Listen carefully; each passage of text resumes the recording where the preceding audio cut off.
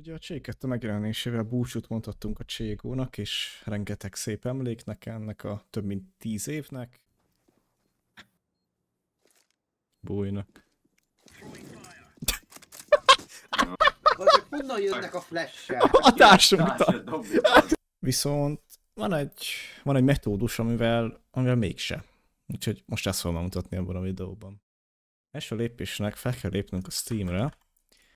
Majd ez megtörténhetek, itt is írják már a C2-t, be kell lépnünk a könyvtárunkba, és itt megkeresni a C2-t. Erre jobb klikkelünk, tulajdonságok, majd a bétákhoz átvegyünk, és itt a béta részvételnek kiválasztjuk a Cségó Demo Viewer 1.38.7.9-et, és ez nekünk le fog telepíteni egy update-et, ami 12 giga, úgyhogy ezt most megvárom, és aztán jövök vissza.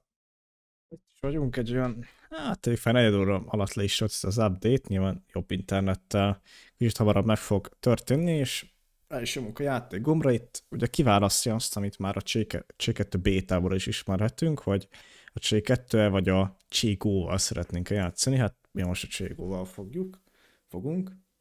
No, és kis várakozás után be is töltött, itt is a jó öreg Cségós kép, háttér, ugye hát rangom az nincsen. Igazából az inventory teljes mértékben működik, tehát matricákat meg tudunk nézni, fegyvereket is. Annyi, hogy ugye a C2 zenekészlet, illetve a kitűző az nincs itt, és a profilomon sincs. Ugye hát a nagy kérdés mindenkinek, hogy lehet esetleg versengőzni, vagy szársegédezni, hát nem. Nem mivel ugye a Cségó szerek azok leálltak, viszont botokkal lehet játszani. Tehát kiválasztunk nehéz botokat Mirázson, az el fog indulni. Csak Deathmatchben nyitottam el, mert agyhalott vagyok, nem mindegy. De ez ugyanígy el fog indulni, és lehet játszani. Itt is van szépen, kiválasztjuk mondjuk a T oldalt, és ugyanígy veszünk valami jót. És itt láthatod, hogy a játék ez működik. Teljes egészében. Úgyhogy igen.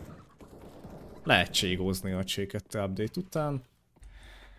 Illetve a műhelypályák is ugyanúgy működnek, tehát akár lehet szörfözni is, aki meg szeretne. Aki szeretne cségózni a C2 update után, azt tud, igazából nem ugyanolyan élménnyel, mint régen, de lehet. Úgyhogy köszönöm szépen a figyelmet, hogyha esetleg ez segítségetekre volt, akkor egy lájkot, illetve egy feliratkozást megköszönnék. Illetve, hogyha szeretnétek, lépjetek be a Discordunkra, mivel ott a különböző videókról, streamekről bármilyen értesültek, úgyhogy találkozunk a következő videóba. Sziasztok! Isten! Ezzel mi van ezzel a pali, ez remegget, dankor.